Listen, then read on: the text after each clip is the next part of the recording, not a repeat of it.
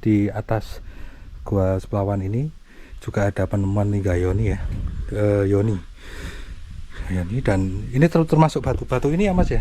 Iya, dulu posisinya tertimbun.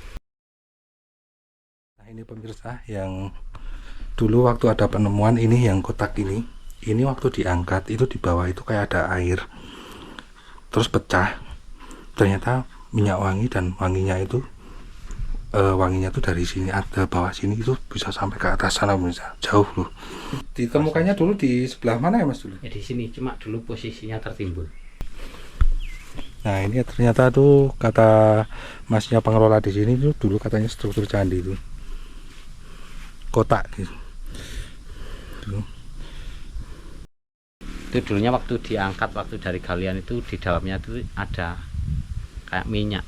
Jadi pas itu diangkat pecah, itu baunya sampai kawasan gardu pandang atas sana. Minyak Mas? Iya, Bau minyak wangi. Minyak wangi? Iya.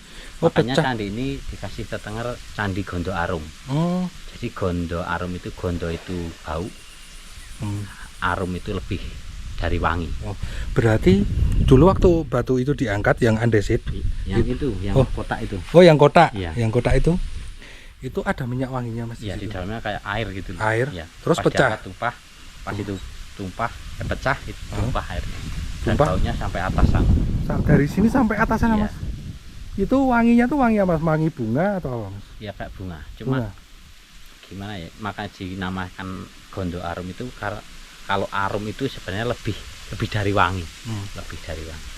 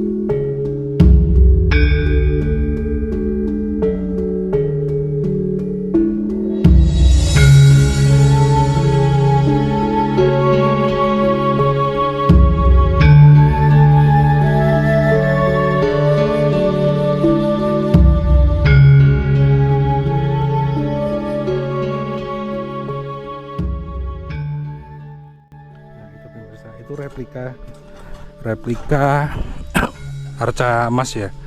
Tapi ini saya sekarang bersama dengan juru kunci atau juru rawat di sini Mas. Pengelola gitu. Pengelola ya Mas ya, dengan Mas siapa? Jenengan? Saya perkenalkan, nama saya Keli. Iya. Lengkapnya Keli Danang Tunarumungso.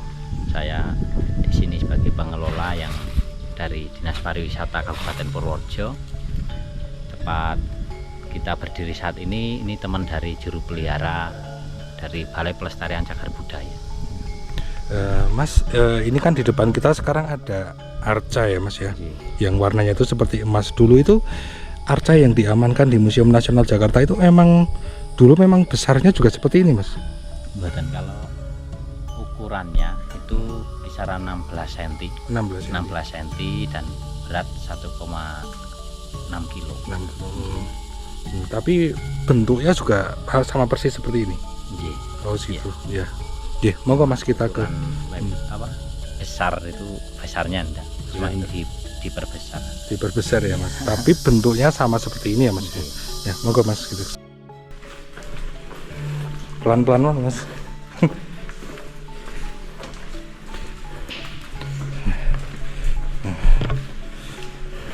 Nah ini di bagian pertama ya Mas ya.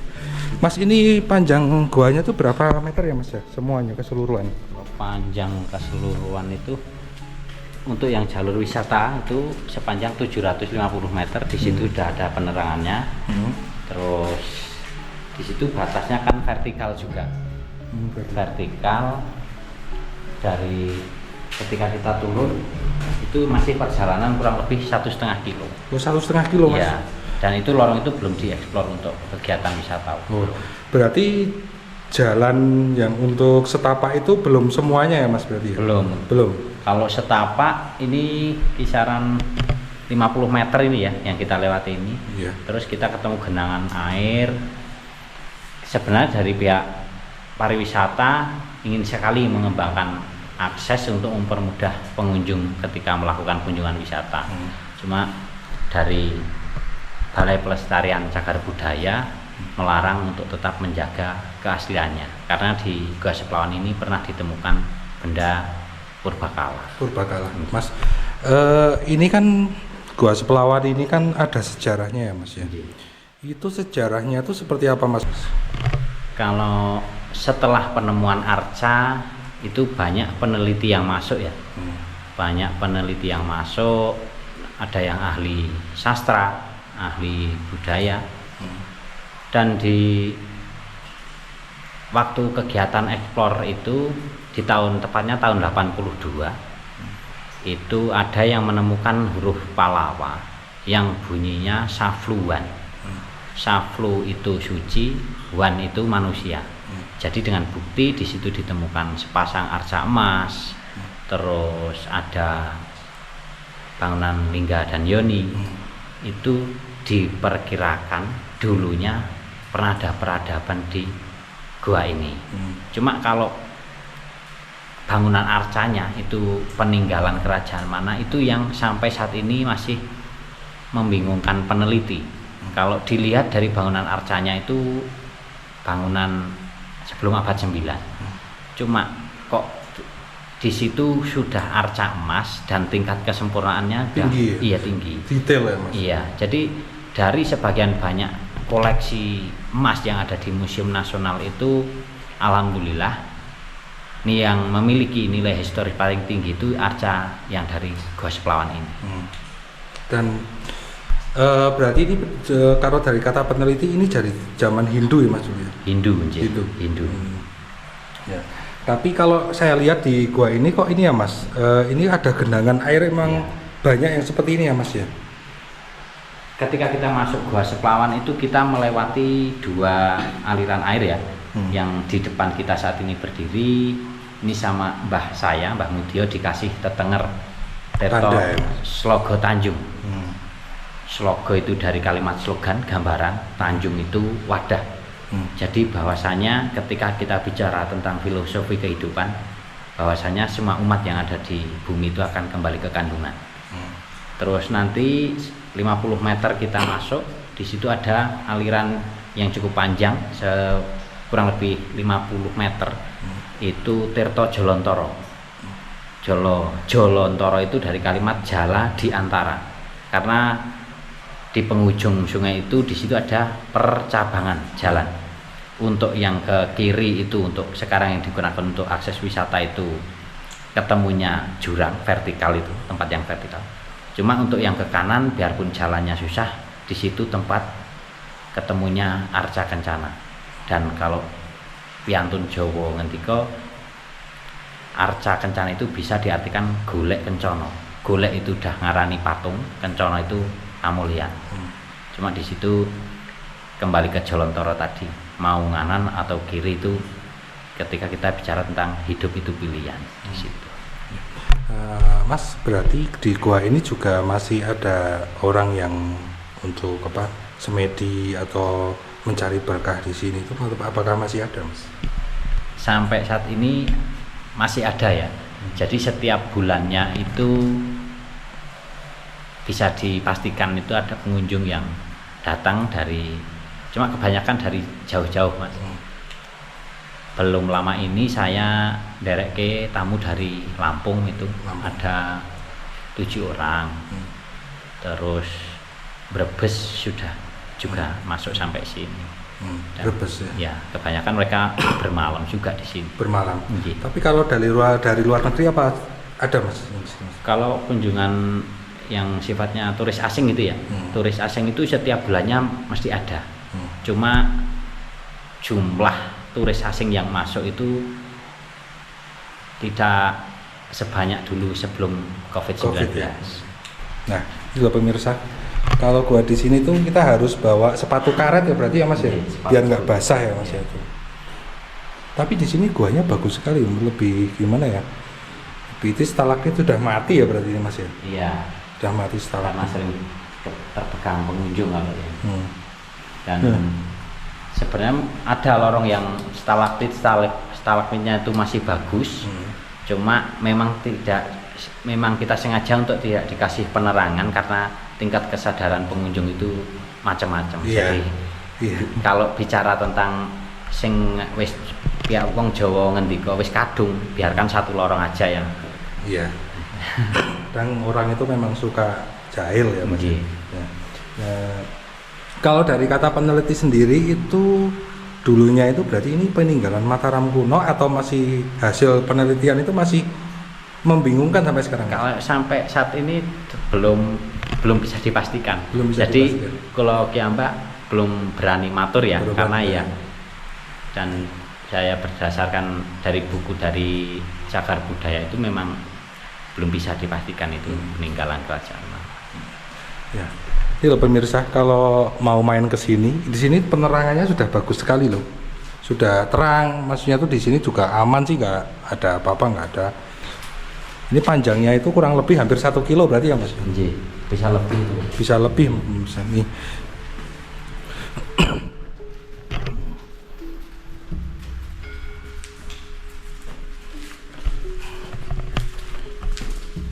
Biasanya kalau ada Linggayoni itu Mataram kuno ya Mas, biasanya itu kan ada di depan, yang ada di depan itu.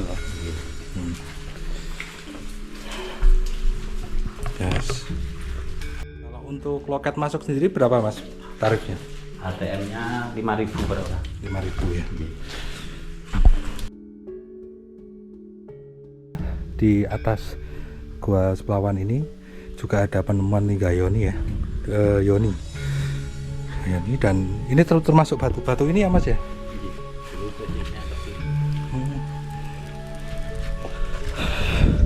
Nah, ini pemirsa.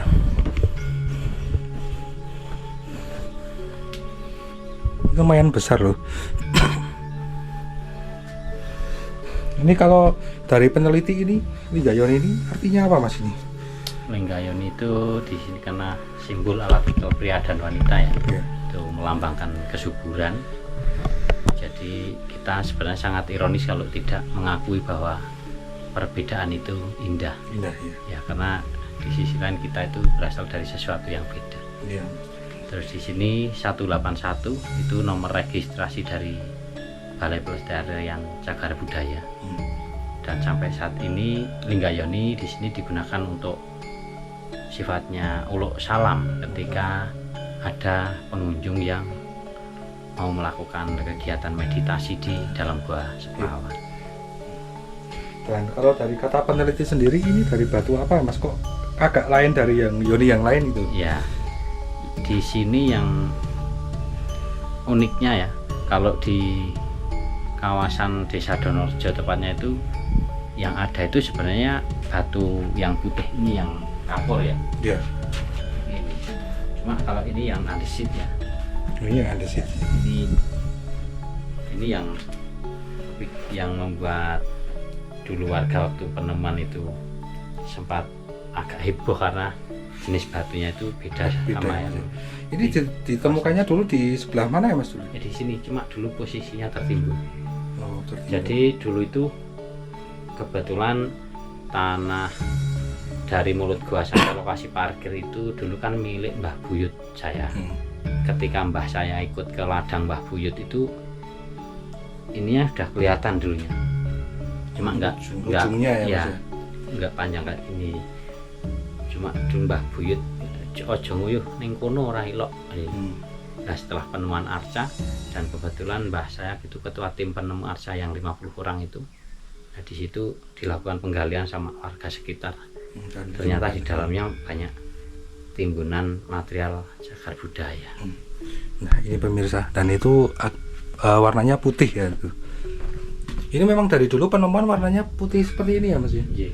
Dulu sempat agak debu sama lumut itu dulu jadi satu ya karena di sini lembab ya. Iya. Terus dibersihkan ya. Setiap hari Jumat itu saya bersihkan, saya cuci. Itu pesan dari Mbah dulu. Jadi setiap hari Jumat saya istilahnya jamas gitu. Di jamas ya Mas. Ini pemirsa, dan Moga Mas, kita yang di sebelah sini. Kita di sebelah ini penemuan batuan ini pemirsa nih. Dan ini ditemukannya di sebelah mana Mas? Di sekitar kanan kiri Linggayon. Sekitar kanan kiri. Dan sebenarnya masih banyak ini. Ketika kita pas bersih di ini di luar pagar ini masih ditemukan batu-batu yang sejenis itu, struktur bangunan candi yang ada di dalam pagar itu. Oh iya. Kayak struktur candi ya Mas ya? Nih pemirsa, ini ditemukan di sekitaran penemuan Linggayoni tadi yang berwarna putih tadi.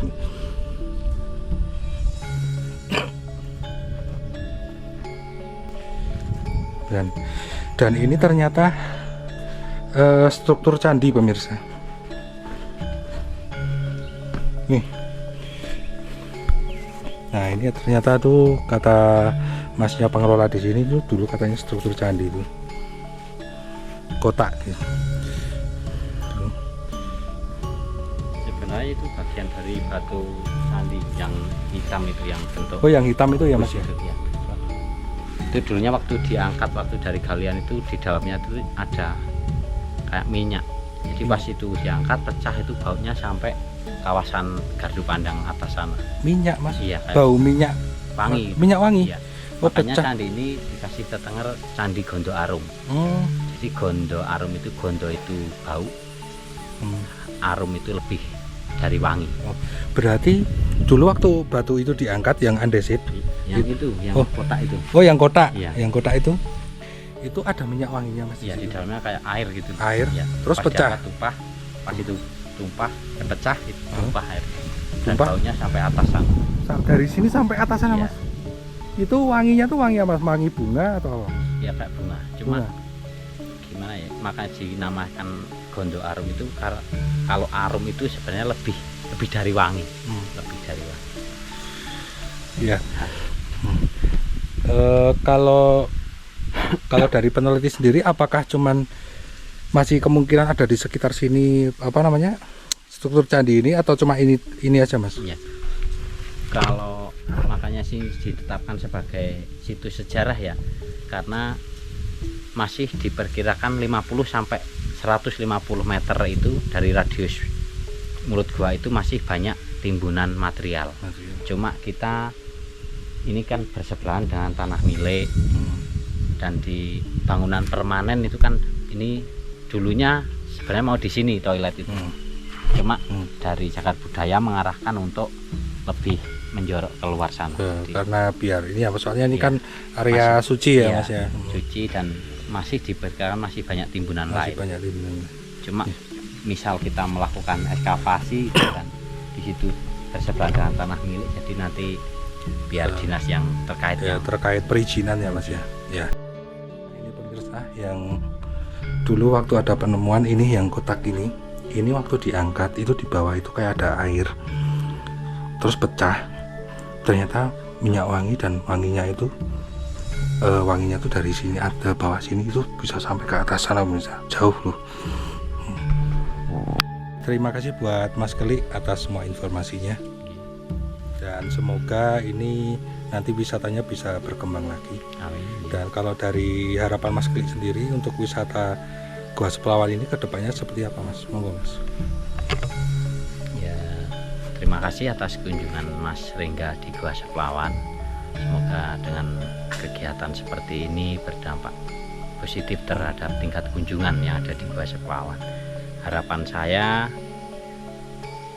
semoga dengan kegiatan seperti ini bisa menambah, bisa apa istilahnya, pengunjung yang belum tahu biar datang di Gua Seplawan.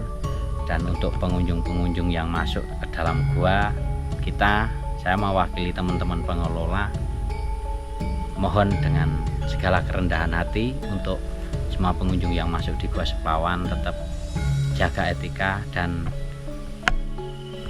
turut menjaga kelestarian Gua Seplawan untuk tidak mencoret-coret dinding atau ornamen yang ada di Gua Seplawan. Biarkan Gua Seplawan itu selalu tampil dengan nilai estetikanya. Terima kasih. Ya. Nah, sekian dulu dari saya Rengga, dan tetap ikuti channel kita. Assalamualaikum warahmatullahi wabarakatuh. Salam rahayu, rahayu, rahayu.